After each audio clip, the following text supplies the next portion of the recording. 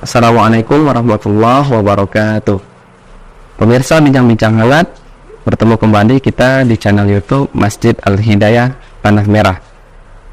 Kali ini kita akan membahas terkait kebijakan pemerintah pusat dan BP Batam terkait rempang yang menuai kecaman. Untuk itu kita telah ditemani bersama Ustadz Dr. Tengku Harun Rashid, SPMM. Beliau sebagai pengurus bidang dakwah Ikatan Keluarga Siak Riau. Assalamualaikum Ustaz. Waalaikumsalam warahmatullahi wabarakatuh. Ustaz, terkait kebijakan pemerintah di Rempang Galang ini, seperti apa sebenarnya sejarah masyarakat di Pulau Rempang Galang ini, Ustaz, dan kaitannya dengan pemerintah Batam? Jadi Pulau Rempang, ya, Pulau Galang, Pulau Batam ini sebenarnya sudah lama ya dihuni oleh masyarakat Melayu, ya. Jadi kalau kita lihat banyak catatan-catatan yang menunjukkan bahwa sejak abad ke-18 itu sudah bermukim prajurit yang dulu bergabung dengan Raja Haji Fisabilillah, ya, ketika dalam perang melawan Belanda pada abad ke-18, ya. Nah, kemudian ketika Sultan itu memindahkan pusat kerajaan Riau Lingga itu ke Pulau Dai, mereka tetap bermukim di sana, tetap tinggal di sana, ya. Dan kemudian anak keturunan mereka itu terus tinggal di sana sampai saat ini, ya. Jadi di sana itu ada 16 kampung adat, ya, 16 kampung adat yang dihuni oleh orang Melayu. Kemudian juga ada suku laut, ada suku darat, ya. Dan diperkirakan itu sekarang ini ada sekitar 7.500 sampai 10.000 jiwa yang tinggal di sana, ya. Jadi mereka ini adalah sudah sejak nenek moyangnya tinggal di sana, dan mereka sudah beranak cucu, kemudian hidup di sana jauh sebelum negara Indonesia ini ada, ya, jauh sebelum negara Indonesia ini ada. Dan dulu mereka ini ketika Indonesia merdeka itu bagian kan dari Provinsi Riau, ya, Provinsi Riau, dan itu Kabupaten Kepulauan Riau, ya. Jadi belum ada saat itu ketika berdiri kemudian Provinsi Kepulauan Riau berpisah dari Riau, mereka masuk ke Provinsi Kepulauan Riau di situ. Dan di situ sejak lama mereka itu Pulau Batam, kalau dari sejarahnya itu kan memang disiapkan oleh pemerintah Orde Baru, ya, itu untuk menjadi kawasan otorita, ya, kawasan otorita untuk membangun kawasan industri sebagai saingan dari negara Singapura, karena dia memang berbatasan langsung, ya, dari Pulau Batam itu. Nah, kemudian pada tahun 92 itu pemerintah memasukkan Pulau Rempang, ya, dan Pulau Galang itu sebagai kawasan penyangga, jadi perluasan dari kawasan otorita Batam itu tadi, ya. Dan dibangunlah kan jembatan yang menghubungkan antara Pulau Batam, Pulau Rempang, dan Pulau Galang. Nah, begitu yang kita kenal dengan jembatan Barelang, kan. Nah, jadi sebenarnya mereka sudah lama tinggal di situ, dan pekerjaan mereka sehari-hari itu adalah nelayan, kan. Ada juga yang berkebun, begitu. Tapi memang mengandalkan hidupnya memang dari laut, karena kebanyakan mereka memang kan tinggal di pulau kecil itu tadi, ya. Nah, terkait kasus Rempang yang direncanakan pemerintah ini akan dilakukan investasi di sana oleh perusahaan-perusahaan Cina, Ustaz, ya. Nah, ini kan akan menambah deretan panjang kasus sengketa lahan di Indonesia. Iya. Nah, yang ujung-ujungnya itu tak ada penyelesaian secara real itu. Ini bagaimana saat memandangnya? Iya, sebenarnya kalau dilihat dari sejarahnya, nah, masyarakat yang ada di Pulau Rempang itu tadi sudah sejak lama kan mereka berusaha untuk mendapatkan status atas tanah mereka, ya. Karena selama ini mereka hanya punya status tanah mereka itu adalah tanah yang dikeluarkan oleh kepala desa atau kepala kampung. Nah, tapi kemudian pemerintah Kota Batam itu pada tahun 2002 itu mengeluarkan surat, ya, ada surat wali Kota Batam yang melarang semua lurah dan camat di situ untuk mengeluarkan surat tanah, ya. Tapi anehnya pada tahun 2004 pemerintah Kota Batam ini memberikan konsesi kepada swasta seluas 16.583 hektar. Nah, ini diberikan kepada PT Makmur Elok Graha yang ini merupakan anak perusahaan dari Artagraha Network yang milik salah seorang Taipan, Tommy Winata, ya. Nah, jadi rakyat sudah sejak lama berusaha untuk mendapatkan status atau tanah mereka, ya, tapi tiba-tiba pemerintah memberikan kepada swasta 16.500 hektar, nah begitu. Ini kan menjadi masalah. Nah, kemudian ini diduga, ya, ada indikasi korupsi di dalam pemberian izin itu tadi, konsesi kepada PT Makmur Elok Graha selama 80 tahun ini tadi, ya. Terbukti pada tahun 2007 itu Tommy Winata ini diperiksa kan oleh Bareskrim Mabes Polri, ya, begitu juga oleh KPK karena ada potensi kerugian negara itu sekitar 3,3 triliun, ya. Tapi ini kemudian kasus ini menguap, ya. Jadi itu kemudian selama dari 2004, ya, sampai sekarang itu hampir 19 tahun itu kan itu terbengkalai, tidak dikelola gitu kan oleh PT Makmur Elok Graha ini tadi, ya. Karena memang dalam rencana bisnis mereka itu awalnya mereka akan membangun di situ kawasan wisata terpadu eksklusif, ya. Tapi yang anehnya di situ akan dibangun itu diskotik, ya, panti pijat, karaoke, ya, permainan gelanggang ketangkasan dan sebagainya, ya. Nah, kemudian tiba-tiba pada tahun 2002, nah begitu PT Makmur Elok Graha, PT Makmur ini, ya, MGE ini katanya sudah mendapatkan investor, ya, sudah mendapatkan investor untuk mengembangkan Pulau Rempang itu tadi, ya, karena mereka itu mendapatkan hak itu bukan hanya di Pulau Rempang, tapi juga ada pulau yang di utara itu Pulau Setoko, kemudian di selatan itu Pulau Galang. Jadi mereka mendapat konsesi 3 pulau. Iya. Cuman memang yang di Pulau Setoko sama Pulau Galang ini kecil. Yang paling besar itu memang di Pulau Rempang itu tadi.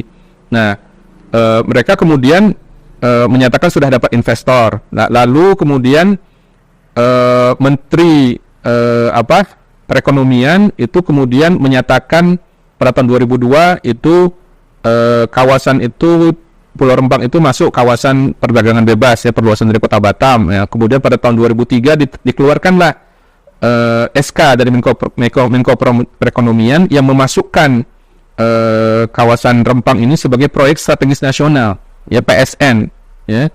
Dan PSN ini kita tahu sesuai dengan Undang-Undang Cipta Kerja, ya, atau yang kita sebut dengan Omnibus Law, ya, Undang-Undang 11 tahun 2020 itu menyatakan kalau udah dimasukkan proyek strategis nasional itu bisa diambil alih lahan itu oleh negara, ya. Kita lihat kan yang banyak bermasalah dulu ada beberapa waktu lalu kita dengar ada bendungan, ya, Cadas di Desa Wadas gitu kan, ya, di Jawa Tengah gitu kan.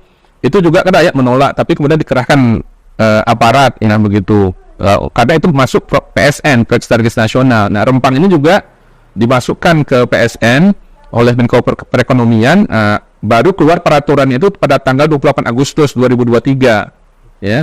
Nah, tapi pada bulan Juli lalu, ya, ketika Presiden Jokowi itu berkunjung ke Cina, ya, bertemu dengan Presiden Cina Xi Jinping, nah itu ditandatangani perjanjian MOU, ya, antara PT Makmur Elok Graha ini tadi dengan Xinyi International Limited, ya, Cina, yang ditandatangani langsung kan oleh Menteri Investasi, Kepala BKPM. Itu dilakukan penandatanganan MOU itu pada tanggal 28 Juli 2003 di Chengdu, Cina, ya. Nah, langsung setelah itu mulailah dilakukan informasi kepada rakyat bahwa akan dikosongkan, ya, karena investor ini targetnya 28 September udah harus kosong. Nah, makanya kemudian rakyat ini kan menolak gitu. Mereka tidak mau direlokasi, ya, digusur, meskipun menurut istilah pemerintah yang mereka lakukan bukan menggusur tapi mengosongkan, ya, karena Menteri Agraria dan Tata Ruang menyatakan bahwa rakyat di situ tidak punya sertifikat. Ya. Cuman anehnya rakyat di situ bayar pajak gitu, bayar pajak tanah, gitu kan, meskipun tidak punya sertifikat tapi pajak tanahnya dipungut. Ya. Nah, inilah keanehan-keanehan yang terjadi, sehingga kemudian terjadi bentrok, gitu kan, antara pada tanggal 7 September ketika rakyat itu mereka menutup lah, ya, akses masuk aparat keamanan yang akan mengawal, ya, pematokan tanah, ya, mereka tidak mau. Nah, kemudian terjadi bentrok lagi 7 September, 11 September, dan itu kita lihat kan terjadi penggunaan kekerasan yang berlebihan, termasuk aparat itu menggunakan gas air mata. Nah, begitu juga di backup lah begitu oleh Tentara Nasional, Satpol PP, dan terjadi intimidasi kepada rakyat, ya, karena mulai tanggal 13 sampai 20 September itu rakyat itu masyarakat diminta untuk mendaftarkan diri untuk relokasi dengan membawa surat-surat tanah. Nah, begitu. Sementara surat tanah kan mereka nggak punya karena dilarang, ya, camat dan lurah mengeluarkan surat tanah. Tapi investor dapat 16.000 hektar secara otomatis, dan begitu. Inilah bentuk ketidakadilan yang dirasakan oleh masyarakat, sehingga mereka akhirnya memunculkan reaksi penolakan, reaksi protes, gitu kan. Mereka tidak mau direlokasi, ya, karena dalam relokasi itu memang katanya dijanjikan akan dapat tanah 500 meter persegi, kemudian rumah tipe 45, ya, tapi bangunannya belum ada. Itu semua masih janji. Masih janji. Yang katanya akan direlokasi ke Pulau Galang, ketika diselidiki kan oleh media, di situ masih berupa tanah kosong, masih berupa semak belukar, ya. Dan sementara tanggal 28 September udah harus kosong, begitu. Dan kemudian selama relokasi itu tadi, ya, pengosongan itu, mereka akan ditampung di rumah susun, ya, di rumah susun, atau kalau tidak mau tinggal di rumah susun, dikasih uang 1,2 juta sebulan untuk mencari rumah sewa. Nah, begitu. Sementara mereka kan itu bekerja sebagai nelayan.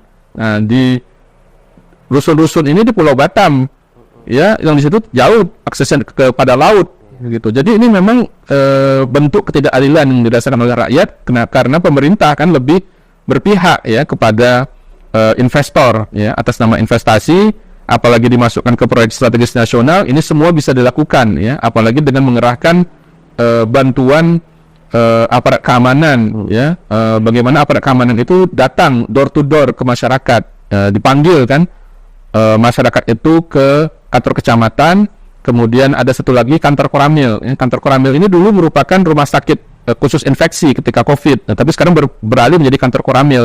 Ketika datang di situ, bagaimana pengakuan masyarakat, mereka ditekan supaya menyetujui relokasi, karena kalau tidak nanti akan disidang di pengadilan dan akan kalah, gitu. Jadi aparat ini datang ke rumah-rumah rakyat, mendorong rakyat itu, memaksa mereka supaya mau setuju, ya, merelakan rumah dan tanahnya itu diambil oleh pemerintah, dan kemudian mereka direlokasi, begitu. Tapi syaratnya mereka harus bawa surat tanah, sementara surat tanah mereka tidak punya. Benar. Ya, inilah jadi bentuk keanehan, ya, dan ketidakadilan dirasakan oleh masyarakat Pulau Rempang itu tadi. Nah, bahasanya kan pengosongan, Zat. Iya. Nah, secara masyarakat di Rempang itu mendudukinya jauh sebelum Indonesia merdeka, memiliki pusat pemerintahan. Nah, akan tetapi pemerintahan Batam tadi saya jelaskan sudah mengeluarkan peraturan tidak boleh mengurus surat tanah. Iya. Nah, dengan begitu secara langsung itu aset-aset yang tidak ada suratnya beralih ke kepemilikan negara, negaraisasi. Nah, ini bukankah ini sama dengan cara-cara konsep-konsep kolonialis Belanda dulu, San? Iya. Jadi memang, ya, ada kesamaan dengan apa yang dilakukan oleh imperialis, negara-negara imperialis, ya. Kalau kita lihat misalnya dulu ketika Ratu Spanyol itu mengirim Columbus, ya, pada abad ke-15, akhirnya dia mendarat di benua Amerika. Ya, ketika dia mendarat di benua Amerika itu kan dianggap benua kosong, padahal di situ sudah ada penghuninya, orang-orang Indian. Tapi kemudian oleh orang-orang Eropa ini diambil tanah orang Indian ini tadi untuk membangun rel kereta api, untuk membangun rumah, untuk membangun peternakan. Nah, dan kemudian rakyat Indian itu diperangi kan, dibunuh, sehingga jumlah mereka itu kan sangat hampir punah. Nah begitu. Kalau di Amerika tadi kan sulit untuk mencari orang Indian itu tadi, anak keturunannya.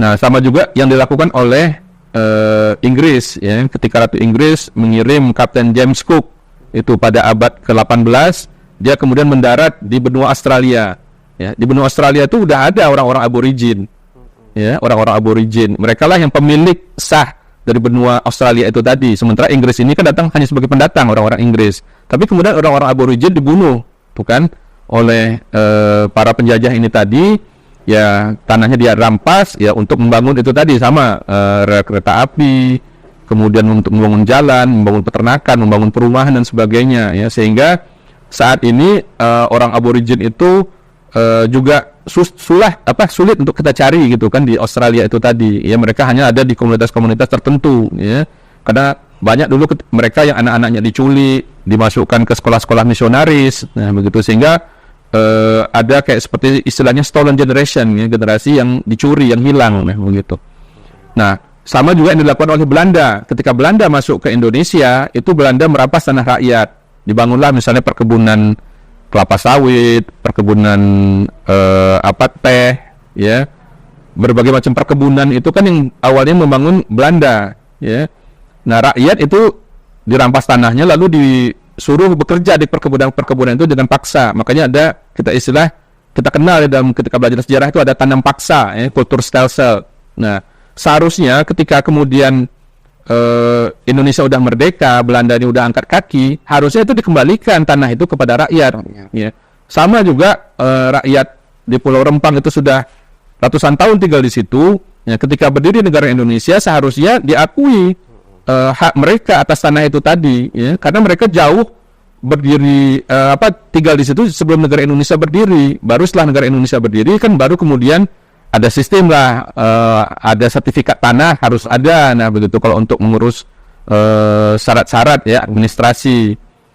Nah jadi yang dilakukan oleh pemerintah Indonesia kalau meminta sertifikat tanah kepada rakyat yang udah tinggal di situ ratusan tahun, sama memang seperti kebijakan kolonial ya. Seharusnya ini kalau dalam Islam ya, kalau dalam Islam itu ada hak gitu bagi masyarakat itu yang sudah menghidupkan tanah itu tadi, karena mereka membuka kan. Jadi istilahnya itu ihyaul mawat ya, menghidupkan tanah mati. Mereka menghidupkan tanah itu, ya mereka berhak menjadi milik mereka ya. Tapi tidak boleh ditelantarkan ya. Jadi kalau dia mampu mengolah tanah itu, dibangun rumah di situ, itu hak dia. Dia kemudian dia membuat kebun di situ, tapi sebatas yang mampu dia kelola ya. Tapi kalau tanah itu ditelantarkan dia selama 3 tahun, baru bisa diambil alih oleh negara. Nah begitu. Tapi kalau rakyat itu tidak menelantarkan tanah itu, mengelolanya, tinggal di situ, ya itu hak milik dia ya, dan seharusnya diberikan pengakuan oleh negara atas hak milik rakyat itu tadi. Secara kepemimpinan di Indonesia ini, pemimpin kita Muslim ya, dan kita juga pernah terdata mayoritas Muslim di Indonesia ini. Nah lantas apa yang melatar belakangi sebenarnya kejadian seperti ini bisa menyerupai konsep kolonialis Belanda? Nah kenapa bahkan sampai di undang-undang pun dicantumkan konsep seperti itu, seperti di Omnibus Law tadi ya. Yeah.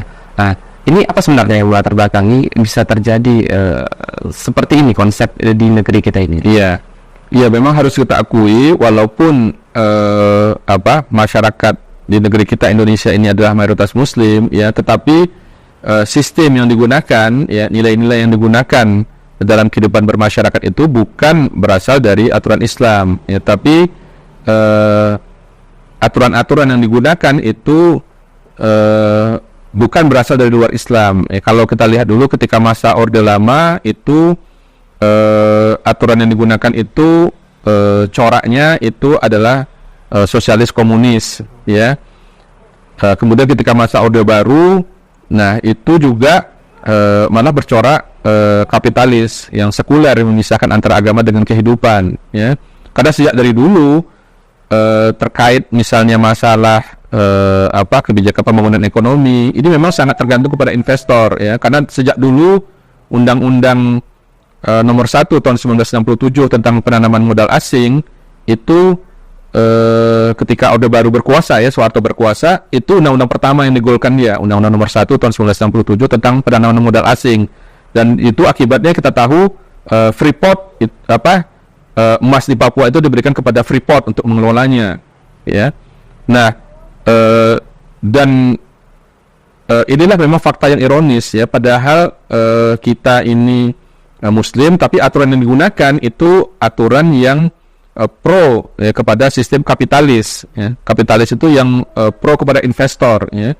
Kalau kita lihat di Pulau Rempang itu misalnya dalam masalah tanah itu pemerintah memberikan hak sampai 2080 ya kepada PT Makmur Elok Graha ya. Bahkan sekarang lebih aneh lagi, ada dilakukan revisi terhadap Undang-Undang Ibu Kota Negara ya, IKN ya. Padahal undang-undang ini baru kan, baru dikeluarkan tahun 2022 baru setahun langsung direvisi. Revisinya apa? Memberikan konsesi itu selama 190 tahun kepada investor. Ya. Lebih lama lagi, ya, 190 tahun. Dan itu sudah disetujui sama DPR. Karena untuk menarik investor itu, ya pemerintah ini bukan mengatur investor itu tadi, tapi pemerintah dikendalikan oleh investor. Ya. Investor mintanya 80-90 tahun ini kurang lama. Jadi kasih 190 tahun. Ini kan sama dengan menyerahkan tanah air kita ya kepada pihak swasta, apalagi swasta asing ya, supaya mereka mau datang, supaya mereka mau katanya mencurahkan lah investasinya. Investasi pun masih dijanjikan nah begitu. Kalau di Pulau Rempang katanya investasi yang dilakukan oleh Sinyi International Limited ini nilainya sekitar 174 triliun. Nanti akan mendatangkan bisa menciptakan 35.000 lapangan kerja. Tapi itu baru janji-janji kan. Nah, sementara itu rakyat udah disingkirkan untuk memuluskan jalan bagi investor. Ya, jadi memberikan karpet merah kepada investor. Apa yang dimaui oleh investor, ini kebijakan yang memang pro kapitalis ya. Diringankan pajaknya untuk investor, dikasih hak sampai ratusan tahun. Sementara rakyat itu ditekan gitu kan, pajak untuk rakyat itu terus ditingkatkan. Nah, kemudian tanah yang sudah mereka miliki sejak dari nenek moyang itu tidak diakui. Ya. Jadi memang pro kepada kapitalis gitu. Kita melihat sampai dengan hari ini itu belum ada solusi yang cerah untuk masyarakat di Rempang ini. Nah, kemudian bagaimana menurut pandangan Ustadz solusinya yang seharusnya dalam Islam, karena sebagaimana yang kita yakini solusi satu-satunya kan itu dari Allah Subhanahu wa taala. Ini bagaimana Ustadz? Ya, jadi kalau kita lihat kan Islam sudah jauh diterapkan ya sejak pada masa Nabi Muhammad SAW. Beliau mendirikan negara Madinah, kemudian dilanjutkan oleh para khulafaur rasyidin ya, dan itu bisa kita lihat banyak contoh-contoh yang baik untuk kita teladani ya, karena dalam diri Rasulullah SAW itu kan ada uswatun hasanah, ada teladan yang baik bagi kita. Begitu juga para sahabat itu menerapkan panduan dari Al-Quran dan Sunnah itu di dalam mengatur kehidupan mereka. Termasuk ketika misalnya mereka menjadi penguasa. Kita lihat misalnya Amirul Mukminin Umar bin Khattab ya, ketika beliau menjadi khalifah. Nah, ketika itu ada seorang Yahudi ya yang mengadu kepada beliau karena rumahnya itu digusur untuk perluasan masjid ya. Nah, apa yang dilakukan oleh Umar bin Khattab ya, beliau memerintahkan agar dikembalikan rumah Yahudi itu tadi ya. Jadi nggak boleh diambil hak milik pribadi ya. Kalau dalam Islam itu ada istilahnya kan milkiyah fardiyah gitu kan, kepemilikan pribadi meskipun orang kafir ya. Mereka ini kan statusnya kafir zimmi yang dilindungi darahnya, hartanya dan kehormatannya ya, tidak boleh diambil dengan paksa. Ya, jadi dikembalikan. Jadi Islam mengakui gitu kan hak-hak masyarakat ya. Jadi nggak boleh langsung klaim bahwa ini milik negara diambil, ini untuk pembangunan masjid ya. Tidak. Jadi Islam nggak mencontohkan nggak boleh merampas ya, karena itu termasuk tindakan kezaliman ya, dan tindakan kezaliman itu nanti akan dimintai pertanggungjawaban di hari kiamat nanti ya. Jadi barang siapa yang mengambil sejengkal tanah begitu kan secara zalim dari seseorang itu nanti pada hari kiamat itu akan memikul gitu kan 7 kali langit dan bumi nah begitu. Jadi hati-hati, tidak boleh zalim merampas harta rakyat, ya. Nah, jadi ini tindakan yang sangat baik sekali dan seharusnya ini diterapkan gitu kan oleh pemerintah saat ini, ya. Jadi jangan karena sekarang ini udah dia berkuasa, ya, dia bisa langsung klaim rakyat itu ini proyek strategis nasional. Padahal di situ ada ribuan rakyat yang tinggal, ada 16 kampung tua yang itu rakyat tidak mau pindah, nggak boleh dipaksa, ya. Kalaupun mau direlokasi, ya harus siapkan dulu rumah tanah yang dijanjikan itu tadi, ya. Karena kalau janji-janji ini rakyat udah kenyang, ya. Karena pada tahun 2019 itu presiden juga pernah menjanjikan rakyat itu ketika kampanye rakyat akan dapat dalam waktu 3 bulan sertifikat tanah. Ini bukti sampai sekarang kan nggak ada, ya. Jadi kalau mau dibangun, bangun dulu itu rumah yang dijanjikan untuk rakyat itu tadi. Tapi setelah itu rakyat juga boleh memilih. Kalau dia tidak mau mengambil itu, ya nggak boleh dipaksa, ya. Tapi kalau bagi yang mau, setelah dia melihat misalnya rumah yang dijanjikan itu tadi, melihat tanah yang dijanjikan tadi, ada fasilitas katanya persekolahan yang akan disiapkan, ya, itu jadi nggak boleh main gusur begitu saja, ya. Bayangkan kalau sekiranya para aparat itu misalnya digusur dari rumahnya dikasih waktu misalnya seminggu harus mengosongkan rumahnya, ya. Tapi nanti dijanjikan akan dapat rumah lah yang lebih luas daripada sekarang, tapi rumahnya belum ada, masih tanah kosong. Ya siapa yang mau, ya? Karena bagi seorang muslim itu ketika dia mempertahankan tanahnya dan kemudian dia mati dalam mempertahankan tanahnya yang dirampas oleh seseorang, ya maka dia mati syahid, ya. Tapi kalau bagi aparat itu yang mengambil alih tanah rakyat, itu kezaliman. Kalaupun dia mati, begitu kan, ketika terjadi bentrok dengan rakyat, ya dia matinya dalam keadaan melakukan kezaliman. Sementara rakyat ini dalam hanya mempertahankan hartanya supaya tidak dirampas kampung halamannya. Jadi dia mati syahid, ya. Jadi kita ingin milih mana? Ingin mati syahid atau dalam keadaan menzalimi rakyat, ya. Karena semuanya nanti akan mati, ya. Jadi sehebat apapun penguasa itu akan habis masa jabatannya. Dia akan nanti menemui kematian, ya. Sehebat-hebatnya Fir'aun begitu, yang dulu tidak ada yang bisa menyainginya, pada akhirnya dia juga mati, gitu kan. Jadi kita semua akan mati. Jadi apa yang kita lakukan pada saat ini akan dipertanggungjawabkan di hadapan Allah Subhanahu wa taala. Jadi seharusnya ini yang ada di kesadaran yang ditumbuhkan, mindset yang ditumbuhkan di hadapan para kepala daerah, kepala negara, gitu kan, sehingga mereka tidak seenak-enaknya saja menzalimi rakyat, ya. Katanya mereka kan menerapkan Pancasila. Pancasila katanya ada sila kemanusiaan yang adil dan beradab, ya. Jadi di mana letak kemanusiaan yang adil dan beradab ketika menggusur rakyat, gitu kan, dari kampungnya yang sudah dihuni mereka ratusan tahun dengan nenek moyang mereka, ya. Jadi ini yang mungkin perlu dipertimbangkan, dan sebagai seorang muslim itu kitanya harus kembali kepada aturan syariat Islam secara kafah, ya, di dalam mengatur negara ini, bagaimana kita memperlakukan rakyat, ya, dengan adil, bagaimana juga kita dalam membangun ini bukan berfokus kepada kepentingan investor, apa yang dimaui oleh investor, apa yang dimaui oleh oligarki, istilahnya itu semua dipenuhi. Tapi kalau kepada rakyat sangat sulit, gitu kan, untuk mewujudkan janji-janji memberikan kesejahteraan kepada rakyat. Baik, Ustaz. Terima kasih Ustaz atas pemaparannya yang sangat memberikan pencerahan bagi kita semua. Pemirsa, bincang-bincang hangat, sekian pertemuan kita pada kali ini. Sampai bertemu kembali di pertemuan bincang-bincang hangat berikutnya. Wassalamualaikum warahmatullahi wabarakatuh.